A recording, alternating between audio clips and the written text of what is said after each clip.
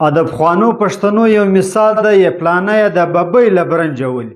نه په ښه کې ده، نه په بد کې ده، نه پریشاني کوي، خالي وخوره وچشه ویده شه.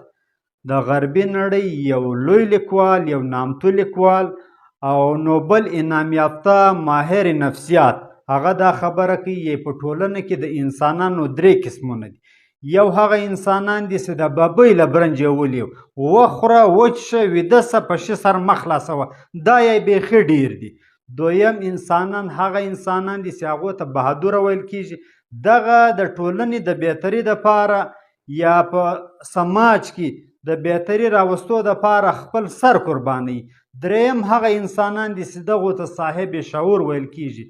داسې څنګه د شعور مالکان سي چې څنګه لوی سي، له 14-15 کاله بعد دا خلک په ټینشن کې، دا پریشانه وي، د دوی ژوند همیشه له غم سره مخامخ وي. یعنی په ژوند کې دا خلک خوشحالي نسي پیدا کولی، ولې دا خلک صاحب شعور دي. دغه په کور کې د انسانانو د منفي رویو شکار هم وي.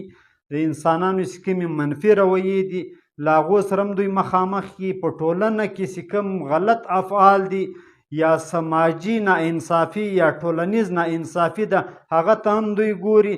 په هر شي کوچنۍ خبره دوی ته لوسي، دا بیا ټوله شپه له دوی سره داسې اوړي را اوړي او دوی ته د کوچنۍ خبرې له وجې خوب نه ورځي.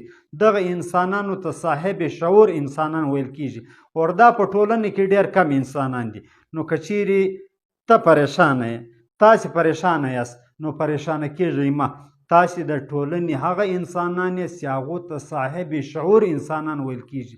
دغه د ټولنې د بهتري دپاره، د ټولنې د ټولنیز سماجي انصاف دپاره همیشه دوی په منډه یي، دوی په ملا باندې پړی اچولی ور د انسانانو رهنمایي کوي. نو که چیرې تاسې له دغې کیټګري سره، له دغه ګروپ سره تعلق لرئ، پریشانه کېږئ مه، بلکې دا پوسټ در سره شیر کړئ تاکې چې سماج ته، ټولنې ته درک ولګېږي چې دا هغه انسانان دي چې په کور، په ټولنه او په ټول انسانیت باندې دا پریشانه